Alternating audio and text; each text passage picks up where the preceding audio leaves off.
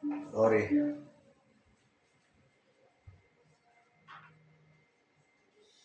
Kita bersyukur pada pagi hari ini, amin.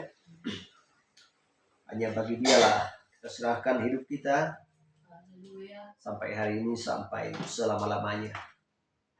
Karena dalam hidup kita tiada arti semuanya ini. Kan dunia ini tanpa Dia, maka pekerjaan dan segala sesuatu apa yang kita kerjakan tidaklah sangat berarti. Tapi karena kita selalu tertuju kepada Kristus, Juru Selamat kita, sehingga kita berharga di mata Tuhan kita. Haleluya. Kita sudah mahal ditebus oleh darahnya. Dan itulah sebabnya Dia diselubungi oleh tubuh secara fisik yang Dia miliki. Hanya untuk menebus setiap orang yang percaya, yang benar-benar merindukannya. Bukan karena tubuh kita ini, tetapi bahwa benar-benar di dalam lubuk hati kita, sanalah Dia berkenan, dan sanalah Dia, yaitu firman, bekerja siang dan malam, sehingga selalu menempah kita, dan sehingga orang-orang pun melihat kita ada sebuah sinar yang benar-benar bisa sebagai teladan dan contoh di tengah-tengah mereka, sekalipun sementara waktu. Tetapi itulah yang diinginkan Tuhan, bahwa kita harus siap menderita apapun yang dikehendaki, kita harus terima, karena segala sesuatu sesuai kehendak Tuhan semua adalah sempurna. Itulah keinginannya daripada kita. Haleluya. Dan kita melihat bagaimana tentang perjalanan akan dunia di akhir zaman ini. Bukan menuju kepada kehidupan, tetapi menuju kepada kebinasaan. Karena dunia ini sangat tidak berarti bagi Tuhan.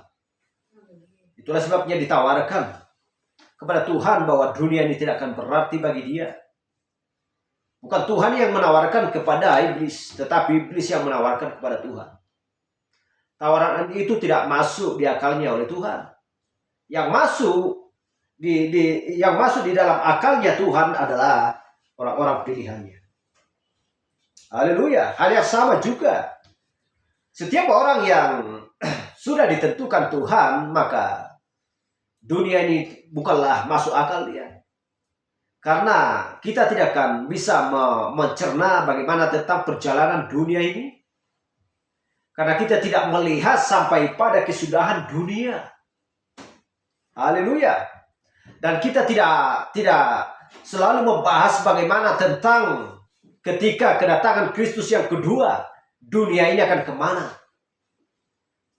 Karena segala sesuatu yang kita perlukan bukanlah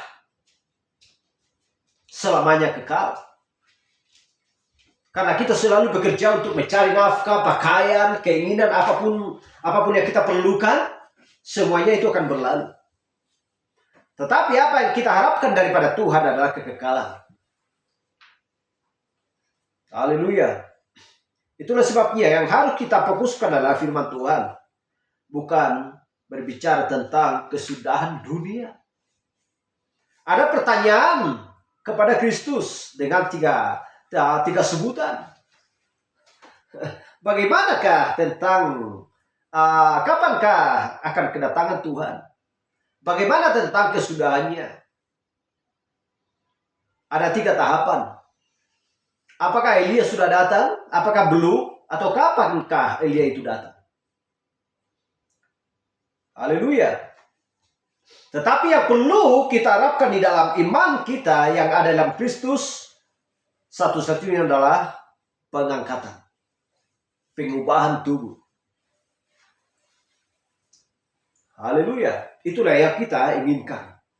Berbicara tentang kesudahan dunia, bahwa itu adalah berbicara tentang materai, celah antara materai ke-6 dan ke-7. Bahwa kita tidak ada di sana.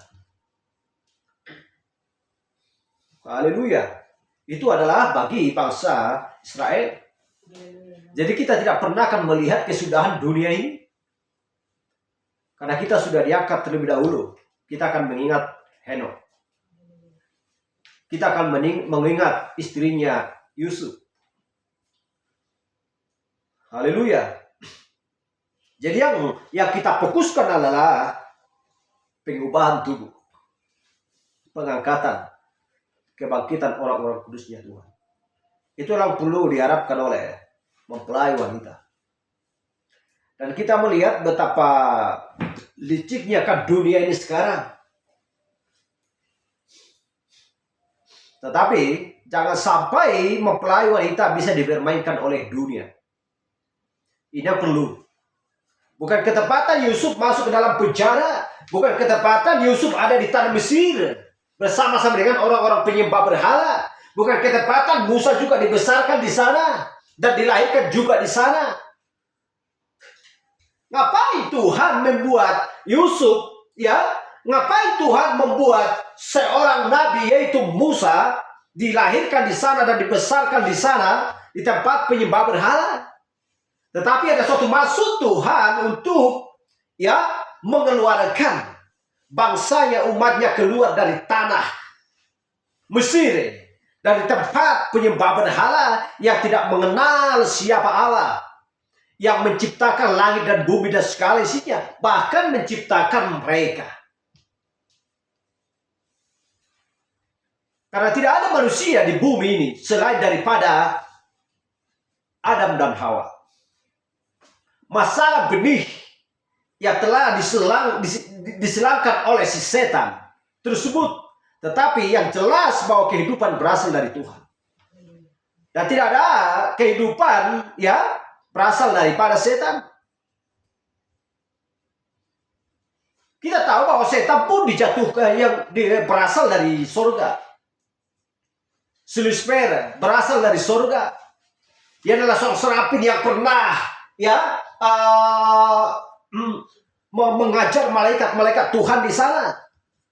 Tetapi karena dia tinggi hati, mencoba untuk menyamai Tuhan, mencoba untuk menggurui Tuhan, sehingga dia pun dijatuhkan dari sana. Jadi kita tahu bahwa pertengkaran asal usulnya pertama di surga, bukan di bumi. Sehingga terjadilah pertengkaran di surga, itulah mengakibatkan malaikat itu dijatuhkan dari surga ke bawah, ke bumi ini. Sehingga terjadilah penyesatan di sini dan persilangan dan lain sebagainya. Jadi itulah sebabnya, karena Tuhan tidak mau membiarkan orang-orang Israel, anak Tuhan, diam selama-lamanya di tanah Mesir. Karena di tanah Mesir, tidak bisa menjadi seorang raja nomor satu di tanah Mesir. Karena raja nomor satu adalah Fir'aun, yang membawa orang-orang kepada penyembah berhala. Haleluya.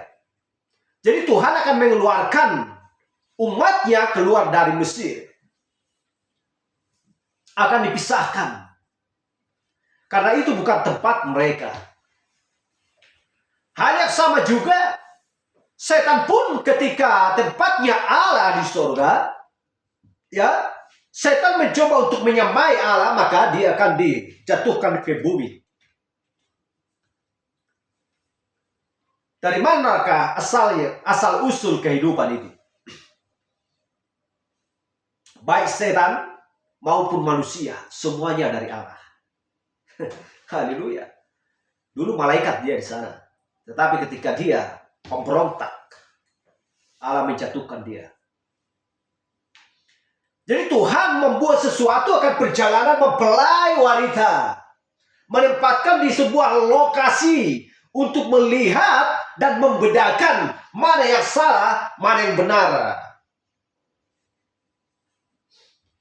Setiap mempelai wanita ada di barat, utara, selatan, dan tenggara, di berbagai macam negara dan juga desa-desa, semuanya tidak ada yang ketepatan.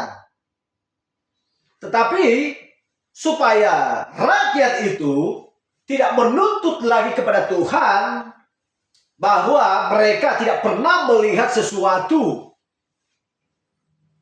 yaitu supernatural.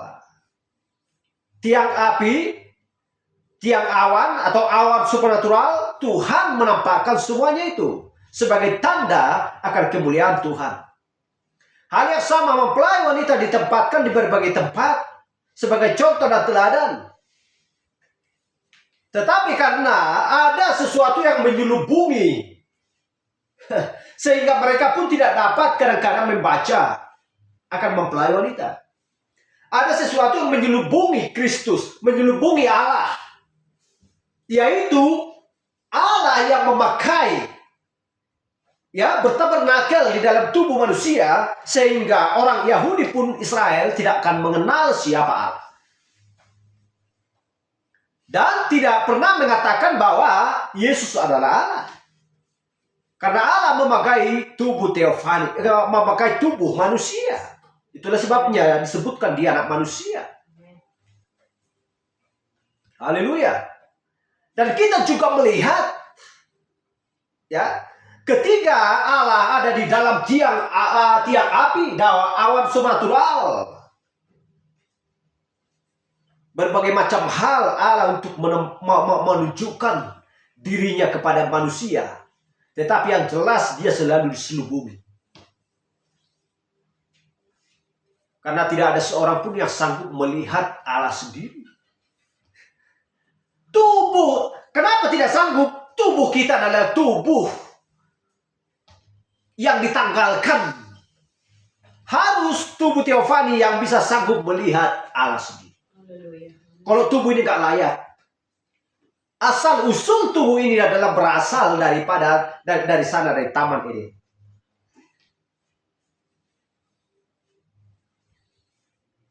Haleluya. Ketika Adam memakai tubuh teofani, maka dia bercakap-cakap dengan Allah, berbicara. Adam, di manakah engkau? Aku di sini, Tuhan. Setelah dia jatuh ke dalam dosa, dia tidak melihat lagi. Haleluya. Amin. Tetapi ketika di alam menciptakan manusia itu serupa segambar dengan mereka, dengan Adam, serupa segambar dengan Allah, maka mereka bercakap-cakap. Jadi tubuh ini tidak layak. Tubuh yang fana ini tidak layak untuk melihat Tuhan. Jadi dia memakai selubung.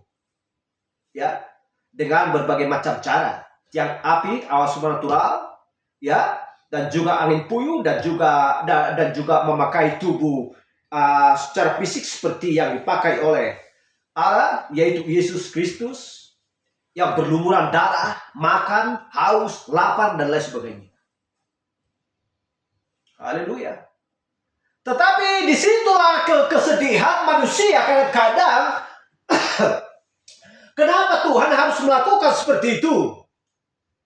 Apakah sebenarnya manusia sadar akan melihat perjalanannya Tuhan, berbagai macam cara dia buat untuk supaya manusia itu sadar benar siapakah sebenarnya Allah? Apakah kamu tidak percaya kepada tiang api? Maka aku akan menjadi 1 Yohanes 1 dan 14 menjadi daging dan tinggal di tiara kamu. Supaya kamu benar-benar percaya melihat nyata benar-benar mujizat dan penyembuhan dan tanda-tanda heran dan lain sebagainya.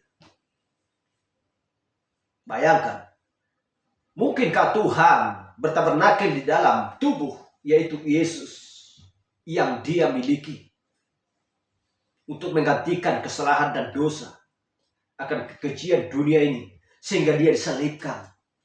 Sebuah pekerjaan yang sempurna hanya untuk menyempurnakan manusia, menebus gerejanya supaya gereja itu disucikan, karena gereja di Taman Eden sudah hilang. Haleluya. Tetapi manusia sampai sekarang tidak sadar diri. Seperti orang mabuk tidak tahu diri. Orang yang mabuk di sana tidak tahu diri. Orang yang menjudi tidak tahu diri. Orang yang menghambur-hamburkan uang yang tidak bermanfaat juga tidak tahu diri. Haleluya. Kenapa? Karena dia tidak tidak memperdulikan apa yang ada di dalam tubuhnya. Tidak melihat tubuhnya sendiri, dirinya sendiri. Tetapi Tuhan yang Maha Kuasa, dia melihat, ya, dia melihat dia sendiri. Dari manakah asal usul manusia? Jadi dia melihat bahwa ketika dia menciptakan manusia, dia menghembuskan napas kehidupan dari lumbung hidung. Jadi napas Tuhan itu mahal. Itulah sebabnya dia menebus manusia dari kesalahan dan dosa. Haleluya. Jadi bukan hanya sekedar dia menebus, tetapi benar-benar akan sama-sama memiliki kekekalan dengan Allah. Di surga yang kekal, di Yerusalem yang kekal. Bukan hanya sekedar 100 tahun, 200 tahun, 1000 tahun. Bukan hanya seperti itu. Haleluya, itulah sebabnya bukan mudah untuk melakukan firman Tuhan. Baik, mari kita buka Alkitab kita. Kita akan lanjutkan pembahasan kita minggu kemarin.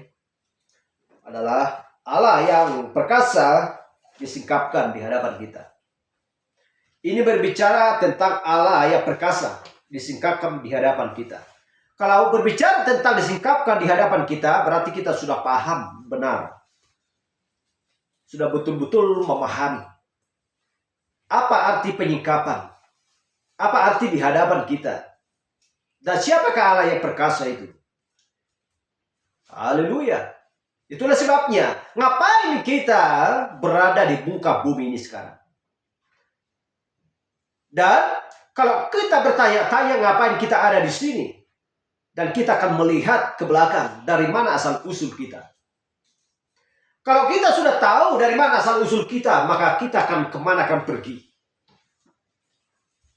Haleluya. Kadang-kadang banyak orang yang tidak mengerti. Aku berasal dari mana? Kamu dari mana berasal katanya? Dari Jakarta. Dari Bandung. Dari Medan. Kalau orang yang pintar akan bertanya, asal usul kamu dari mana?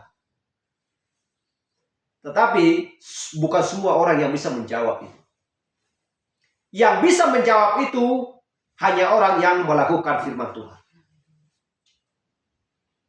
Haleluya.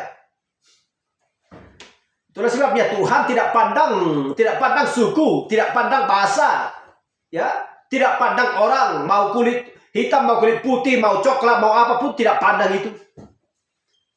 Karena semuanya itu, kalau memang mereka benar-benar melakukan firman Tuhan pada zamannya, berarti mereka berasal dari satu. Haleluya. Dari satu sisilah. Sisilah kita hanya satu dan marga kita hanya satu, yaitu marga Kristus. Itulah tepat. Tetapi kalau memang orang-orang yang jahat, yang selalu melakukan kejahatan, siang dan malam, maka mereka tidak akan bisa menjawab itu. Maka menjawab mereka adalah, aku berasal dari Bandung. Bahkan marganya pun gak dikasih tahu. Haleluya. Karena di dalam dirinya, ya, tidak ada ketenangan. Seorang buronan tidak ada ketenangan di dalam hidupnya. Selalu dikejar-kejar waktu. Dan pikirannya pun tidak pernah tenang. Hanya satu yang bisa membuat pikirannya tenang. Orang buronan hanya satu yang membuat pikirannya tenang. Orang jahat hanya satu yang membuat pikirannya tenang. Yaitu sabu, narkoba, ganja, dan lain sebagainya. Kalau firman tidak kesanggup, jangan ditawarkan firman sama orang itu. Nanti bisa-bisa kepala yang menawarkan firman itu dipenggal. Habis. Yang bisa ditawarkan bagi mereka adalah miras, narkoba, sabu, ganja, dan lain sebagainya. Haleluya. Tetapi bagi umat Tuhan, mempelai Kristus, yang perlu ditawarkan kepada mereka adalah firman pada zamannya. Haleluya. Yang tertulis di Yohanes 12 ayat 20. Di antara mereka yang berangkat untuk beribadah pada hari raya itu, terdapat beberapa orang Yahudi. Kita melihat beribadah pada hari raya itu, terdapat beberapa orang Yahudi. Tetapi kita tahu bahwa Ibrani 13 ayat 8, Yesus Kristus tetap sama baik kemarin maupun hari ini dan sampai selama-lamanya.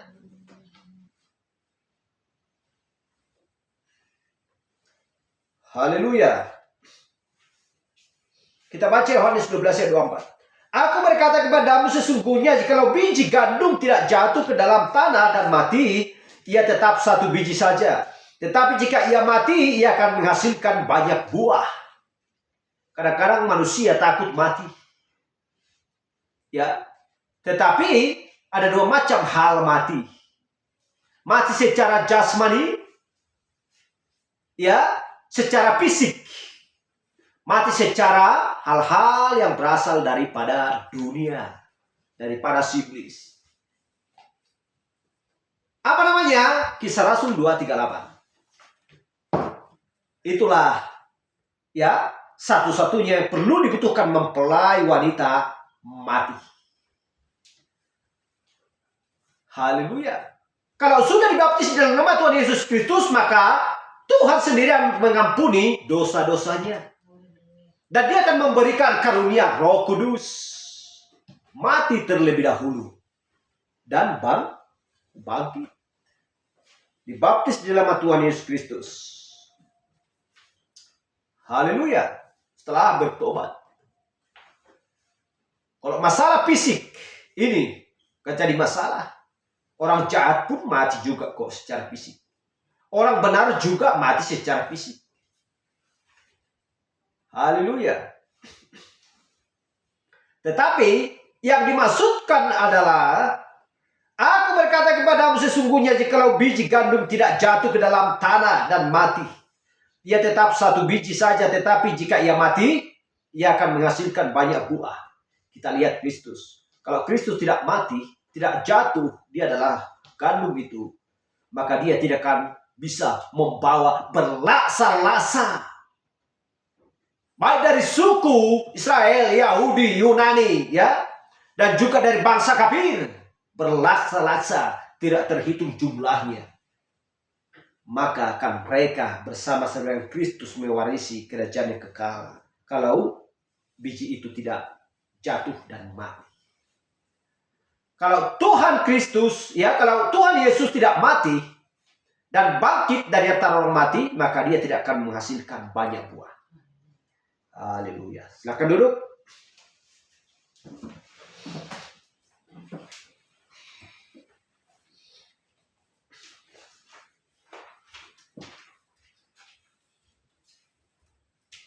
Ini adalah yang dimaksudkan berbicara tentang buah. Karena buah sendiri adalah firman. Benih adalah kehidupan. Karena tidak terdapat di dalam kulit skam kehidupan. Yang terdapat kehidupan adalah di dalam benih. Jadi benih itu harus ditanam.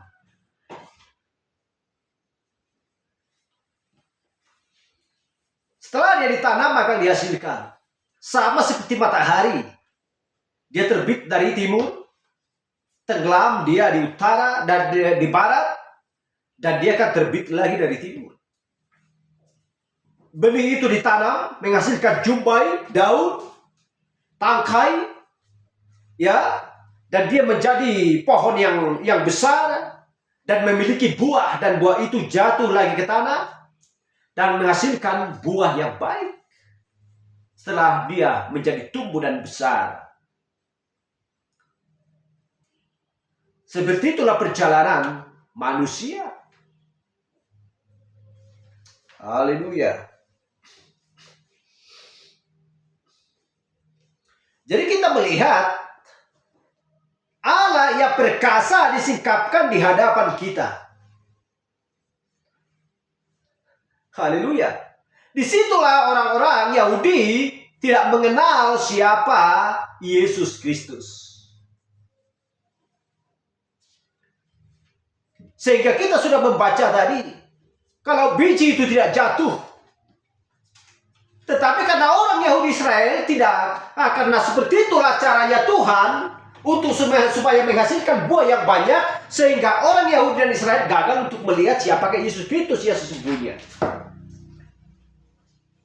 Kenapa? Karena Allah itu kembali lagi berselubung, ya, membuat baiknya di dalam tubuh manusia.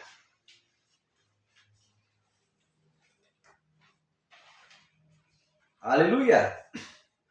Orang-orang kudusnya Tuhan, ya, orang-orang percaya pilihan Tuhan, dan firman itu hanya bertabernakel di dalam balungan kita, di dalam jiwa kita. Di dalam jiwa orang-orang percaya, tidak ada di luar. Hal yang sama juga, Allah bertabernakel, ya, di dalam tubuh Yesus Kristus. Sehingga orang-orang pun tidak mengenal dia karena memakai selubung. Kadang-kadang orang pun tidak akan mengenal kita dan tidak mengetahui pastinya siapa kita sesungguhnya. Karena ada yang menyelubungi. Haleluya.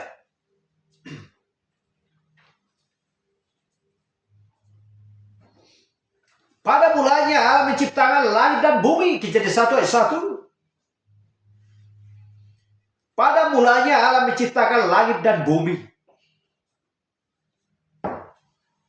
Karena di sini dibuat adalah titik. Pada mulanya. Dan juga di Yohanes 1 ayat 1, pada mulanya. Haleluya. Kalau sudah dibuat pada mulanya, berarti tidak ada yang terlebih dahulu. Karena itulah satu-satunya, pada waktu itulah satu-satunya pada mulanya adalah firman. Kalau sudah pada mulanya adalah firman, lantas kita melihat di Kejadian 1 ayat 1, pada mulanya Allah menciptakan langit dan bumi. Berarti kalau di Yohanes 1 ayat 1 pada mulanya, berarti pada mulanya firman menciptakan langit dan bumi. Kalau memang Allah adalah firman, kalau firman itu adalah bersama-sama dengan Allah, dan firman itu adalah Allah, dan Yohanes 1:14, firman itu menjadi manusia dan tinggal di antara kita, siapakah dia sesungguhnya pada mulanya? Berarti Yesus adalah Allah. Karena dia adalah firman pada mulanya. Yang menciptakan pada mulanya langit dan bumi adalah Allah. Sebenarnya firman Tuhan adalah sederhana. Kalau orang mau belajar, kalau orang mau pingin mengetahui.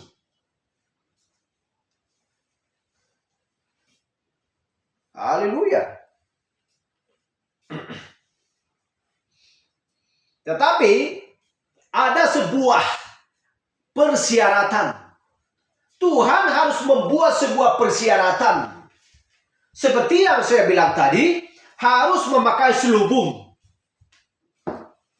Sebelum waktunya tiba. Setelah manusia nanti, dunia ini sudah digulung, sudah dibakar menjadi puing-puing, dan tidak ada lagi bumi ini, laut pun tidak ada lagi. Semua orang percaya sudah memakai tubuh teofani. Di sanalah benar-benar kita akan melihat kemuliaan Allah dia sendiri bercakap-cakap dengan kita. Kembali lagi seperti yang pertama, marilah kita menciptakan manusia serupa segambar dengan kita. Haleluya. Setelah itu tidak ada seorang pun yang bisa bertatapan muka dengan Allah. Sekalipun Musa, hanya punggungnya saja yang dilihat. Israel, tiang api dan awan supranatural yang membawa mereka ke tanah perjanjian. Abraham juga memakai selubung. Ya, ketika dia Melkisedek menjumpai Abraham. Haleluya.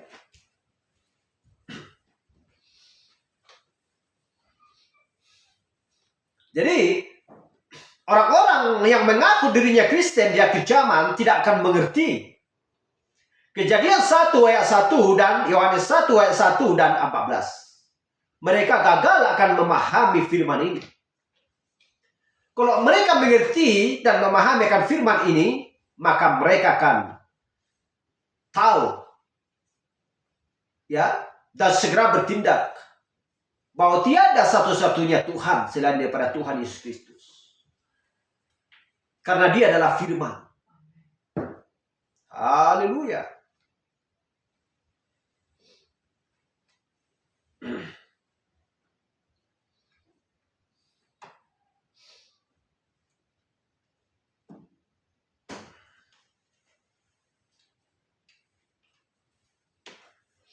Matius 10 ayat 25. Cukuplah bagi seorang murid jika ia menjadi sama seperti gurunya. Dan bagi seorang hamba jika ia menjadi sama seperti tuannya. Jika tuan rumah disebut Beelzebul, apalagi seisi rumahnya. Haleluya. Kita lihat firman sederhana. Mungkinkah Yesus ya membawa murid-muridnya yang tidak mau menuruti perintah-perintahnya atau ajarannya, nasihatnya, akal budinya dan lain sebagainya? Tidak akan mungkin. Ketika Yudas Iskariot menyimpang dari jalan Tuhan, dari seorang guru yang tidak taat kepada Dia, menyamar dia sebagai domba, nyatanya dia adalah serigala, maka dia gantung diri. Haleluya. Menyimpang dari jalan Kristus. Karena Yesus adalah guru yang baik, Dia adalah Tuhan. Jadi tentu muridnya ya akan sama seperti Dia.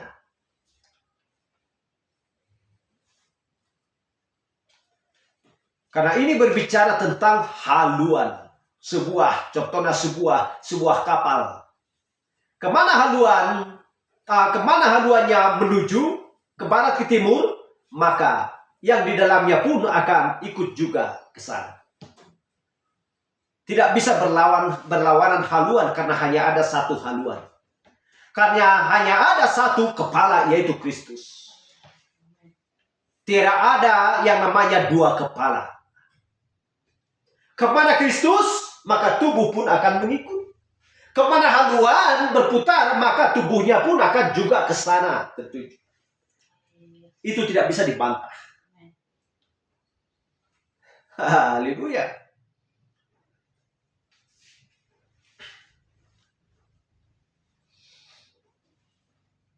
Jadi itulah tidak bisa dibantah. Aku adalah di gereja ini. Aku kan nggak suka melihat si pendeta itu berkhotbah. Padahal dia selalu pergi ke sana setiap minggu. Omong kosong. Gak ada jalannya itu. Jangan tergoda melihat orang-orang seperti itu. Haleluya. Dan apapun yang dikatakan seorang pemimpin, mereka harus taati. Kalau mereka tidak mau menaati, keluar. Melakukan hal yang jahat, firman atau kejahatan hal yang sama. Judas Iskariot keluar dari posisinya Tuhan. Kemana dia? Dia udah pergi ke gurunya. Orang yang jahat pun seperti itu. Kalau memang dia tidak suka untuk melihat kejahatan itu, dia akan keluar dari sana. Haleluya. Itulah sebabnya Tuhan, hai umatku, keluarlah daripadanya. Sebab dosa-dosa mereka sudah bertimbul-timbul sampai ke langit. Dan ahli-ahli Taurat yang datang dari Yerusalem berkata, ia kerasukan Beelzebul. Dan dengan penghulu setan, ia mengusir setan. Kita lihat. Dengan penghulu setan, ia mengusir setan.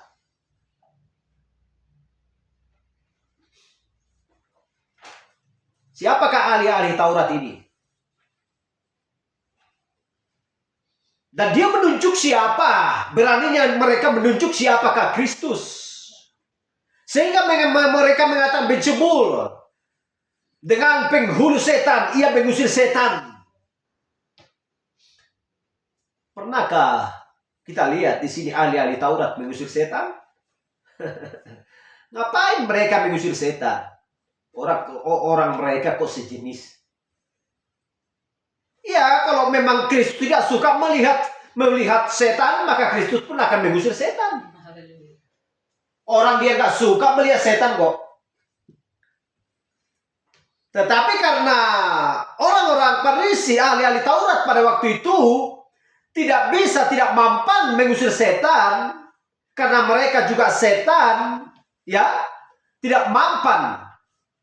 Sehingga karena Kristus mampu mengusir setan, sehingga dikatakan, wah, dengan penghulu setan ia mengusir setan. Anehnya dia, katanya.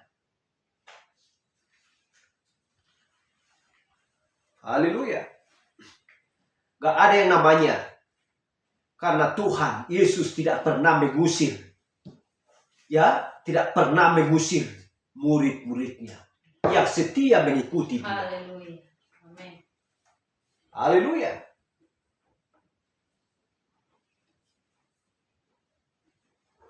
Kita lihat. Tetapi siapakah yang dikehendaki setan, maka setan pun tidak mungkin mengusir setan. Ahli-ahli Taurat tidak mengusir setan, setan pun tidak mengusir ahli-ahli Taurat. Karena mereka menyebut mereka adalah anak-anaknya Abraham. Padahal jauh dari situ. Mereka tidak bisa melihat apa yang sedang mereka perbuat.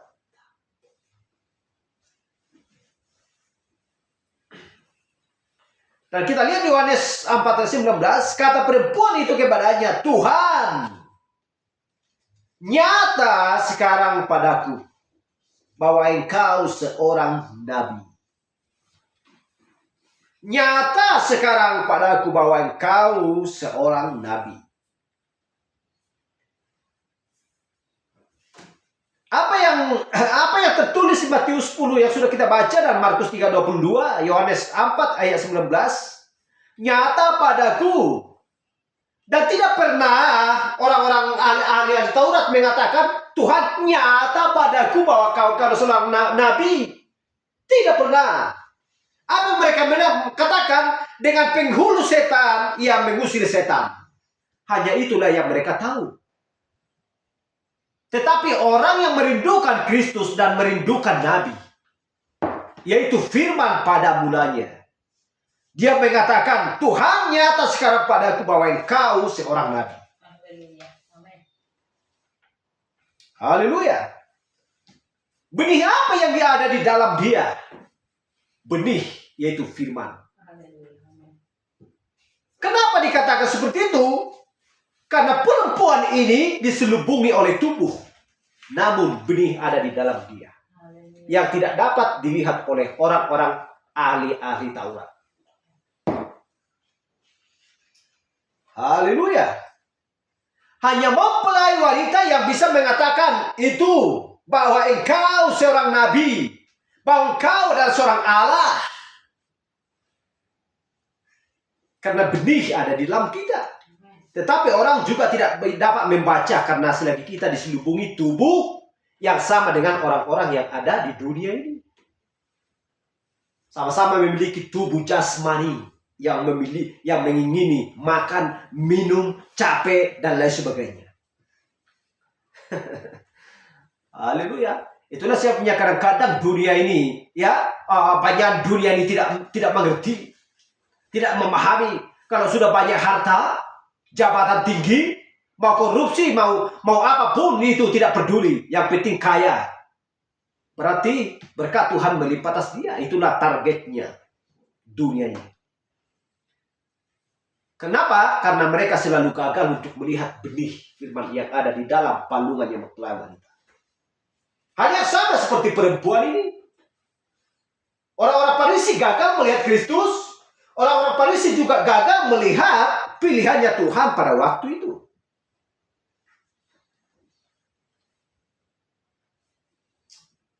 Haleluya.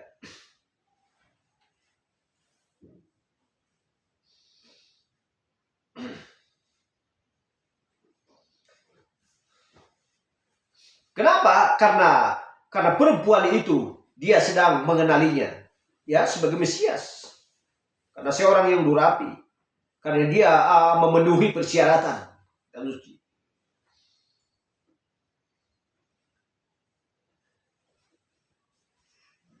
Yohanes 4 ayat 25. Jawab perempuan itu kepadanya, aku tahu bahwa A besar. Jawab perempuan itu kepadanya, aku tahu bahwa Mesias akan datang.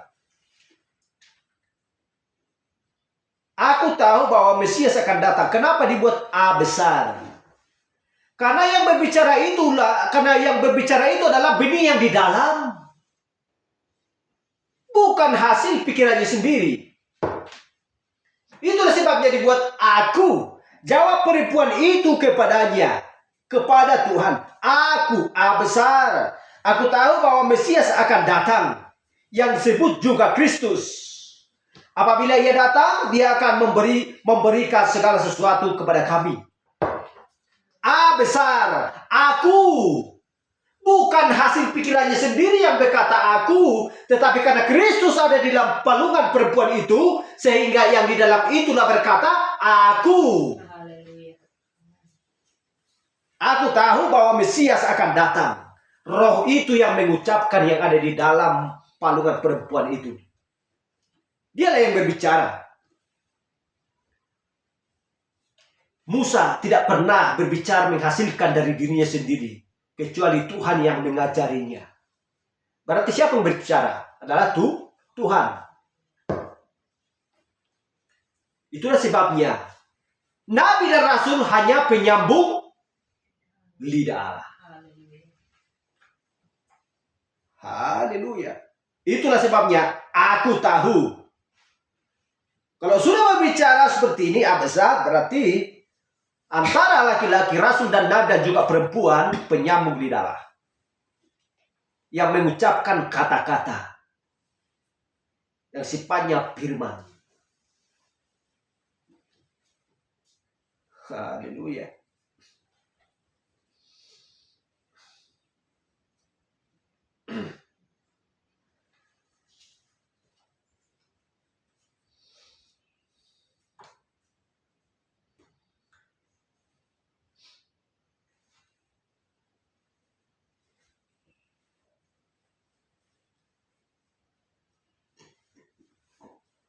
Yohanes 1:12. Tetapi semua orang yang menerimanya diberinya kuasa supaya menjadi anak-anak Allah, yaitu mereka yang percaya dalam namanya. Haleluya. Diberikan kuasa supaya menjadi anak-anak Allah. Kalau tidak diberikan kuasa, maka mereka tidak akan menjadi anak-anak Allah. Tetapi kalau mereka juga tidak percaya, maka mereka tidak akan menerima Yesus ya sebagai pemberi kuasa. Harus percaya terlebih dahulu. Setelah percaya bahwa Tuhan akan memberikan kuasa kepadanya. Kalau sudah diberikan kuasa, mereka lah yang dikatakan anak-anak Tuhan. Anak-anak Allah. Loh, dari mana mereka mendapatkan kuasa? Kalau memang perempuan itu tidak mendapatkan kuasa, maka dia tidak akan bisa berkuasa untuk memberitakan, menyaksikan ke kota-kota sana. Hore, aku sudah jumpa dengan Mesias. Tuhan Juru Selamat yang pernah diteringatkan dulu nenek moyangku kepadaku. Kalau tidak ada kuasa dalam dia, maka dia tidak berani pun menyaksikan. Karena dia tidak peduli mau dipenggal, mau dibunuh, mau dipenjarakan. Tidak ada lagi terlintas di dalam pikirannya hal-hal seperti itu. Kalau ada terlintas dalam pikirannya hal-hal yang seperti itu, maka dia tidak akan pernah berani untuk menyaksikan bahwa dia berjumpa dengan Tuhan. Ada yang sama dengan kita. Kalau tidak berani bertindak, masa kalau teman-temanmu kok orang-orang minum tua atau orang-orang merokok, masa kau enggak sekian lama enggak mau kau nyentuh itu? Kalau sudah ditentukan Tuhan nggak bisa pengaruh. Haleluya. Amin. Haleluya. Apapun yang terjadi. Bagaimanapun godaan rayuan mereka, tidak akan sentuh. Haleluya. Seperti itulah ini. Firman yang menggoncang hatinya membuat dia menggebu-gebu. Karena dia sudah memiliki kuasa. Kenapa dia memiliki kuasa? Karena memang dia anak-anak Allah. Yang percaya di dalam namanya. Haleluya.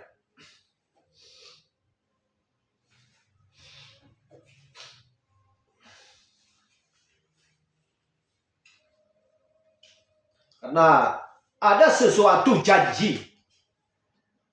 Tepat pada waktunya, dia mengingat janji tersebut dari nenek moyangnya. Sehingga janji itu terkabulkan pada waktu itu. Haleluya. Sebagaimana perjanjian itu sudah berkata, dia akan diekspresikan. Maka semua yang bisa ditebus mempercayainya. Karena mereka dulu adalah pikirannya lah, atributnya. Sejak semula menjadi daging. Dan bisa ditebus. Dan dibawa kembali kepada Allah. Haleluya.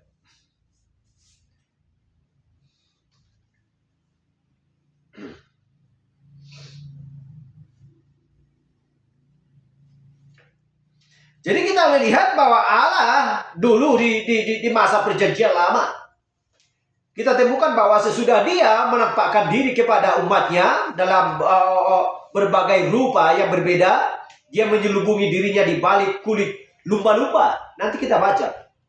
Di balik kulit lumba-lumba tua, Allah bersembunyi di dalam bilik kulit lumba-lumba itu. Di kursi pendamaiannya. Dan kita temukan itu bagaimana tentang Salomo ketika dia mau menyerahkan bait Tuhan itu. Dan kulit lumba-lumba itu tergantung di sana. Bagaimana dia masuk sebagai tiang api. Dan sebagai awan. Dan turun di belakang sana. Dan menyelubungi dirinya terhadap dunia luar. Terhadap dunia luar. Seperti yang saya terangkan tadi orang-orang ahli Taurat. Orang Farisi tidak mengenal siapa Yesus. Berbicara tentang orang Yahudi Israel. Ya, dengan sengaja Tuhan untuk menutupi mata mereka. Membutakan mata mereka supaya kita bangsa kafir mendapatkan kasih karunia Tuhan. Supaya kita diselamatkan. Karena orang Yahudi dan Israel bukan sama seperti orang-orang Farisi dan Saduki. Ahli-ahli Taurat. Tidak sama. Tuhan tidak pernah membutakan mata orang-orang Farisi dan ahli-ahli Taurat. Tetapi orang Yahudi dan Israel. Berbicara tentang ahli-ahli Taurat, orang Farisi adalah selubung. Perbedaan antara selubung dengan buta. Allah membutakan mata orang-orang Yahudi Israel. Bagaimana dengan orang Farisi Saduki? Adalah berbicara tentang selubung. Mereka tidak dapat melihat itu. Mengerti sama sekali tidak. Haleluya.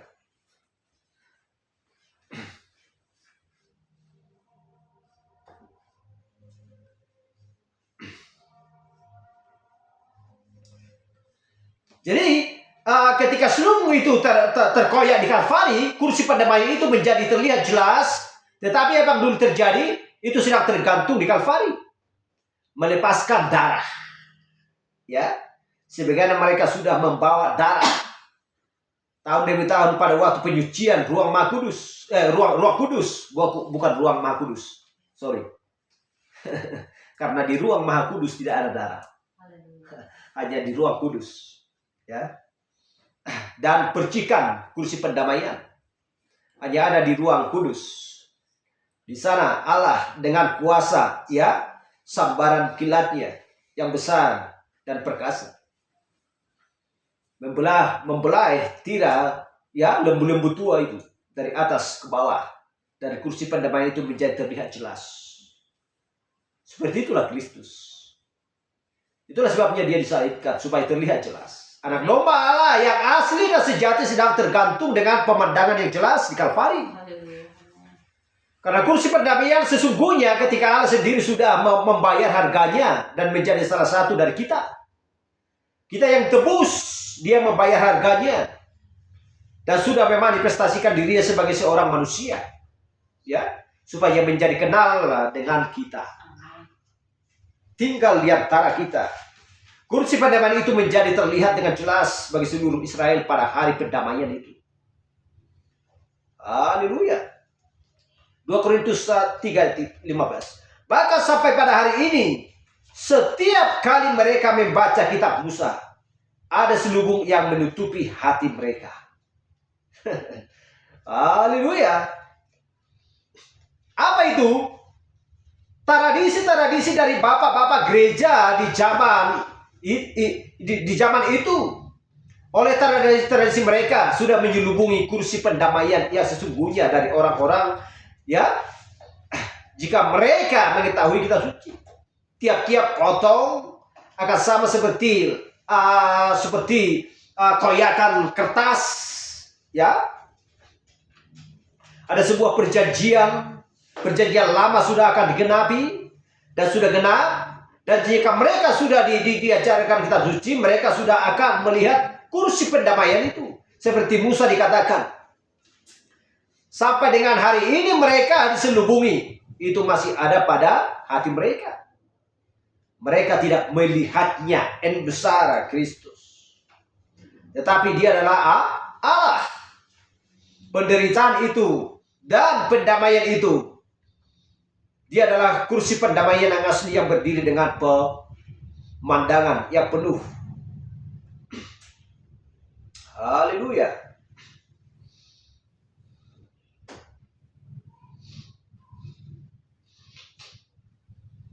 Kalau sudah berbicara, dia mengoyakkan selubung itu menjadi dua bagian seperti kertas.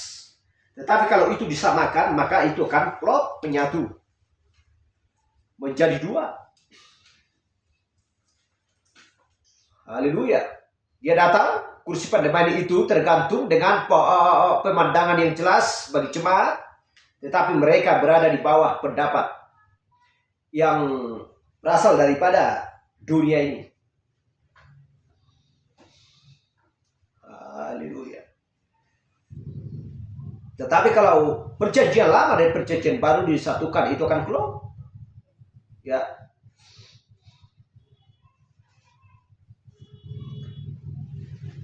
Jadi dia menyelubungi firman yang janjikan di zaman ini.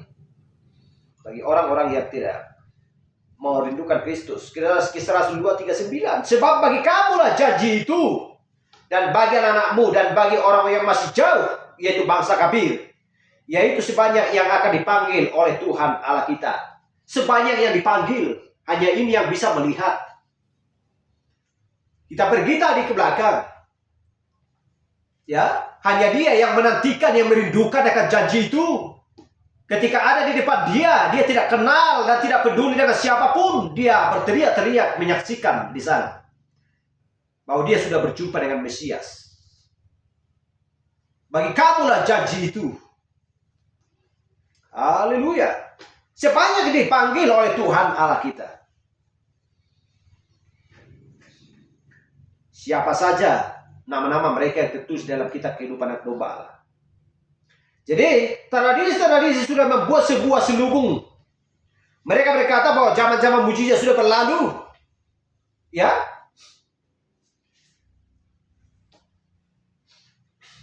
Tanda-tanda herat sudah berlalu.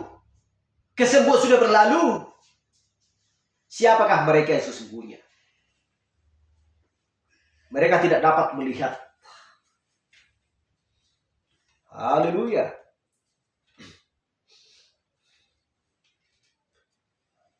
Sekalipun dengan jelas, kita lihat, sekalipun dengan jelas bahwa selubung itu dikoyakkan di Kalvari, mereka juga tidak terima. Kalau sudah terima, apa yang sudah kita baca tadi, pada mulanya, di sana saja mereka gagal untuk melihat itu dan mengerti. Sehingga mereka pun zaman mujizat sudah berlalu. Tetapi bagi kita, itu nyata sampai hari ini. Karena Ibrani 13:8, Yesus Kristus tetap sama, baik kemarin maupun hari ini dan sampai selama-lamanya. Bagi mempelai wanita, bagi orang-orang percaya. Haleluya.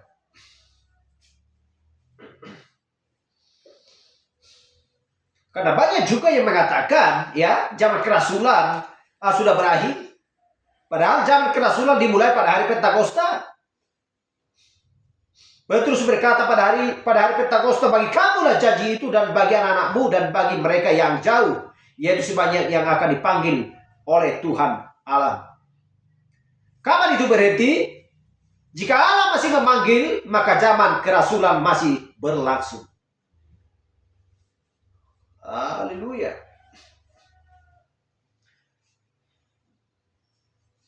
Tapi disitulah berusaha orang, ya, berusaha untuk menutup begitu banyak mata orang dan tradisi-tradisi para penatua, ya, dan pengajar-pengajar dan lain sebagainya lewat tradisi-tradisi mereka.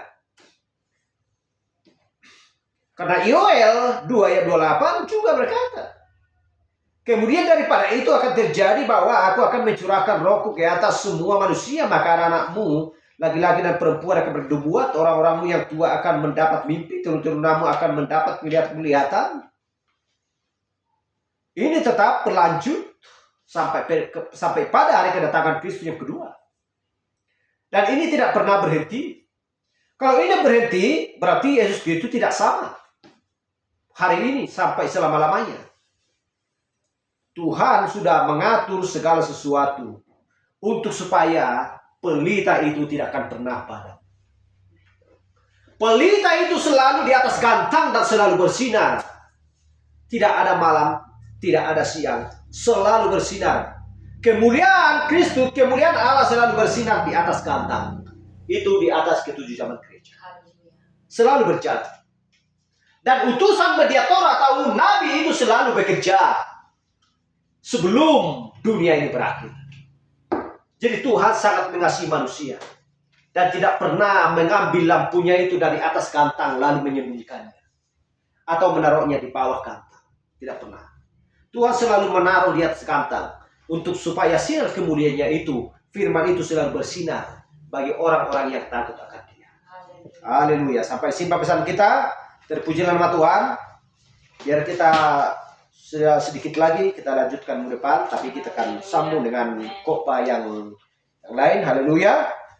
Sekalipun sederhana firman, tetapi bagi kita itu adalah sinar kemuliaan. Bahwa benih ada di dalam, ya, di dalam palungan kita ini, dibungkus oleh selubung ini. Ini adalah selubung. Hanya orang-orang yang takut akan Tuhan dapat melihat benih yang ada di dalam palungan kita ini. Haleluya. Itulah sebabnya tidak pandang tubuh, tidak pandang wajah, tetapi lihatlah benih yang ada di dalam saudara yang seiman dengan kamu. Mari kita bangkit berdiri. Tutup ibadah kita. Haleluya.